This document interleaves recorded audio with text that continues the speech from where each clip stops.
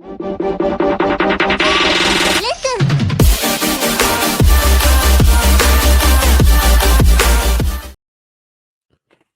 All right, everybody, welcome back to the channel, Div Tech, aka Black Mantle, as I discuss information technology, also known as IT. And I got a really good video today. I want to talk to you about ethical AI. Who owns the future? Who owns the future of what we see today known as artificial intelligence, aka AI? And many of you are probably using it if you're using ChatGPT, Caption, you're using these different AI platforms out here, or if you're ordering something through a drive-through at restaurants, or you're ordering online, however that you're interacting with just IoT devices, Internet of Things, you're putting information into something. And the question is, who has control over that information? And that's what I want to break down and break out for you today. As we go through the information over the channel and everything. And so the thing is that AI is advancing so fast in our society. It's operating fast, a whole lot more faster than regulations can take place to actually keep it contained. But it definitely raises the critical questions that we should be asking, that many of you are not asking, probably 100% of you are not asking. Who really owns the future of artificial intelligence, aka AI? And in this video, I want to explore the ethical challenges that we are facing around that, from artificial intelligence, from data ownership to the bias, to the corporate control and the need for global governance. So, is the future in the hands of tech giants? Is the future in the hands of government? Is the future in the hands of the people? But let's most definitely break it down. So, the most powerful force shaping our future isn't the government or a billionaire.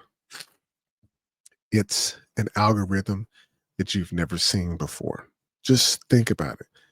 Think about as you pick up this device right here and you are feeding information into it. Where's the information going? So when you look at AI, it encompasses a whole realm of different things. When you look at self-driving cars, when you look at healthcare in hospitals, when you look at predictive policing, even with police departments now, generative art that you can do through Adobe Photoshop. Think about all of that. Who owns the future? And when you can find the answer to that question, should they own it? So when we look at this, the stakes for this are very, very high, because what we have is everything that has to deal with our social life from social media, it feeds to military decisions. That could be a long stretch for some people to really comprehend, but the more powerful it gets, the more control over human decision making that it has. So the ethical questions are no longer hypothetical, they're urgent. As I was saying the other day, I was watching, I remember I was watching a video, and it was a woman trying to figure out what kind of makeup that she needed to put on. And traditionally, people would ask a live person around them. But what was so interesting is she actually punched it into, I believe it was Gemini, because she had a Google phone, but she plugged into Gemini and Gemini gave her a suggestion. We have gotten to the point where the human interaction of asking people questions has now been diverted to be bounced off our mobile devices using the AI chat functionalities, chatbots, Copilot, Gemini, ChatGPT, and there's a whole realm of other ones that are out there. Many of these, some of you never even heard of before, but it's going to continue to be the absolute same. And they're just going to create more. That's just going to happen. But when you look at and think down deeply, even though you can go to these restaurants, you go order stuff, and you actually have, especially in drive-throughs, you have, excuse me, the AI functionality that's driving behind the ordering process. You're so focused on getting your food, you're not focused on who's taking your order. This is more about being alert than is out there rather than something being wrong. My concern is the control. That is what my biggest that was what is my biggest things about this, because when you look at the ownership and control of that, so if you look at it from the corporate control perspective, big tech dominance from companies like Google, Microsoft, OpenAI, Oracle, when you look at those big companies like that, you have to understand the ownership and control around that. And when you're looking in that particular sector of the corporate control, you can also look at government regulations as well. Different approaches to this. Different approaches can go from the EU AI Act to US policies to other AI governance policies that are out there in terms of government and regulation. Even in the public domain debate, people are asking, should AI models and data be open source or proprietary? So with the open source, you get the public the ability to actually provide insight into the AI information that is out there and also into the regulation that happen behind it. But if you keep it private, that means you have privatized companies who don't necessarily have to report everything about the AI technology that they are driving. You have to understand whom has control over this. And here's where it gets very, very interesting here. So when you have a company that has ownership over AI, could that by any chance affect the transparency and the biases that can take place within that? Because people are no longer researching information anymore. Nobody wants to research information. Nobody wants to actually read information. For example, when you look at the CIPP is a Certified Information Privacy Professional. And this particular certification comes in a few different forms, one of them mainly being the US version. Then you have a Canadian version, and you also have a one that's in, I want to say, Eastern Asia, I believe. But for sure, the one for the US is one that I've been paying attention to the most. But this is actually a certification that you can get that's going to help you understand the global information privacy community. So if you're in the tech space, for example, and I'm going to actually show you this on the screen so that you can see it, so it will make a little bit more sense of what we're looking into here. So just give me just a second here, and I will definitely get that information up so that you can see it. All right. So looking at the screen that I'm on right now, when you look at the CIPP US here, there's a free study guide for it. So if you're trying to certify, they have the information here. You can actually train for it. And as I was saying, they have a version for Canada. They have a version for Europe as well. And I thought China was in here. Maybe I was mistaken or thinking about something else around there. But it gives you some different parts that you can certify on with this particular certification. This focuses on the information privacy, and I actually have the book here that I've ran through. But for those of you get into the cybersecurity space and you want to look at the law and governance side, this particular certification is one that is very notable here, and it does cost a lot of money for the certification itself, but you can see what the different ones are here. And I actually some of these are new because the AI governance wasn't on there, the Asian privacy wasn't on there, and I believe this specific one wasn't on there for the Chinese Personal Information Act. But now they got see 6, 7, 8, 8 different ones there. So privacy and technology for the CIPT, CIPM for the privacy management, Chinese personal protection, European data protection, US privacy sector. That's the one that I've been studying for right there. So looking forward to seeing how that's going to turn out. Canadian privacy, Asian privacy, and AI governance. But you can definitely look on the IAPP.org to get more information with that. Now, as we turn the tables and look at this a different way, I want to make sure that we definitely have some understanding around the data and ethics part of this, because we have to answer the question and find out who owns the data AI trains on, because people are pouring information into the AI apps. People are not actually thinking about where's my data being housed at. And so I want to put that into perspective for us here. And I was reading some information about how people. I was looking at this, and there was an article I was reading. Well, this was a really good one that was up, and I'm going to try and find that here. But it was some interesting statistics on there. Let me try and find that. Uh, uh,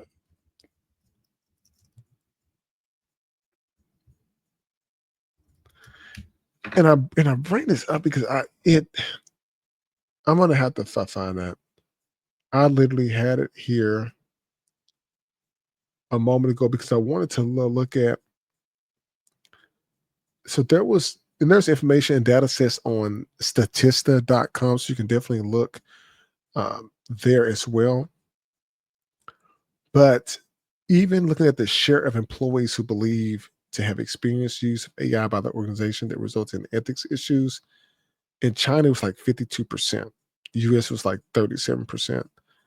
But there was some other statistical data out there about people who there was more, I want to say around 50%, 57% of people who was wanting to know where their data is being housed. Is their data being sold to third, fourth, fifth parties? And when you're looking at the data in that way, we don't ever know. We just go out, we just start signing up for applications. We don't care where the data ends up at until we experience a breach. Start getting those weird phone calls from people you don't know. Somebody sold your data somewhere. And it may not be a specific, you know, company. It could be different companies depending on what they do. They will sell your information. Marketers will get that information, start contacting you, start texting you, and all that stuff, and your numbers is out there. Now, data scraping, there's been some controversy over that, because the controversy over the scraping of public data that may be on sites without your consent is marketers could actually use AI to go and scrape sites where your profile information is on to gather data about you to build a hidden profile so that you can be targeted for specific marketing ads and things depending on where you live. That is a big thing as well. This has a lot of impact from artists, journalists, and small businesses out there. So if you do have a business, definitely want to make sure the little bit more famous that you are within your community, probably the more data scraping is going to occur with that as you are going about your day doing whatever it is that you do. You're going to have more exposure online, so of course somebody's pulled the information, feeding it into an AI platform, and sometimes you can probably even more than likely put your name in there and start seeing some information. But even with Chat GPT itself, you can actually go in there and you can actually ask it to not share some information or not use it to train the data models. But then if it's not training the data models, then you're going to probably start to see less and less of current information. So, for example, when Chat GPT first came out, you it only has data for up to a certain number of years, but not to current date. Now that it's gotten better and more people are accessing it, the data is almost instantaneous. So then you have to definitely fact check and make sure that your information is actually accurate and correct there. But in the real world consequences of biased AI in hiring, law enforcement, healthcare, this is going to be very interesting, people. I am telling you, it is going to be very interesting.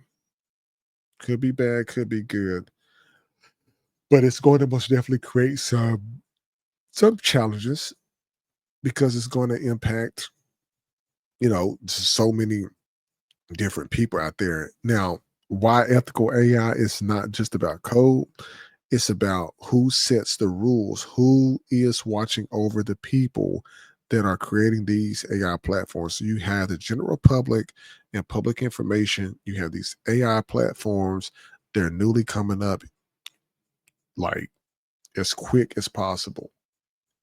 And the people that are creating these, who is watching them?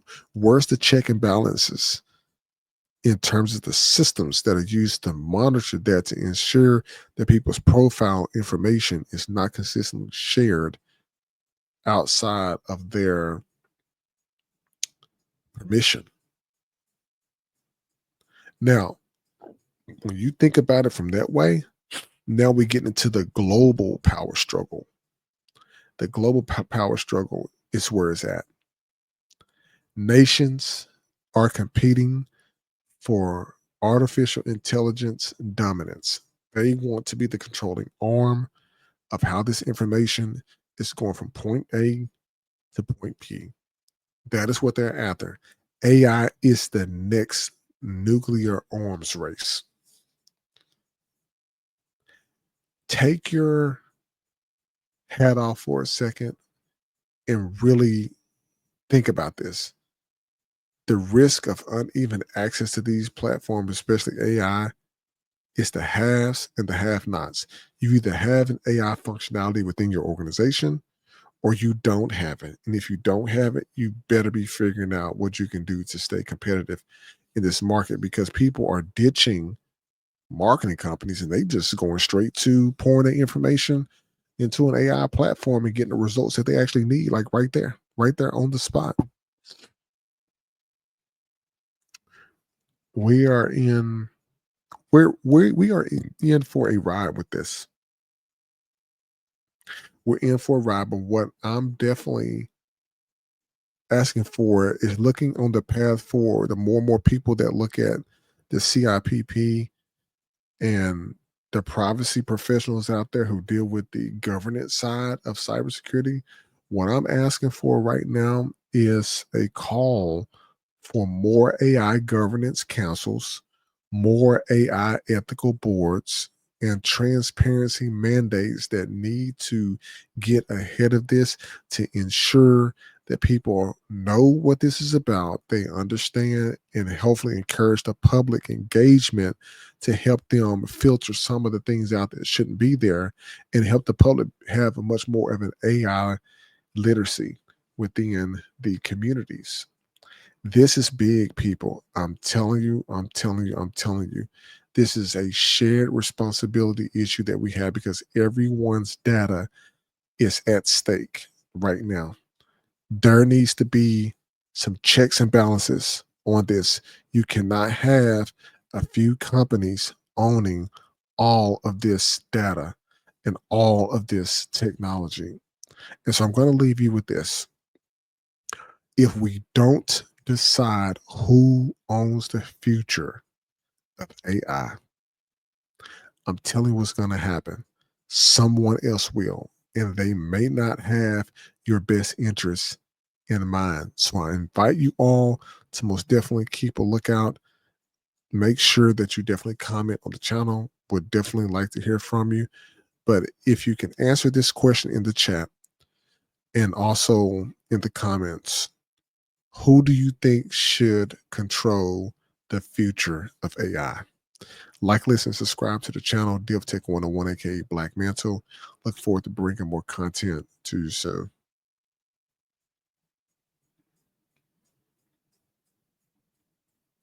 Stay sharp, stay secure, subscribe for more tech with purpose only on Div Tech 101.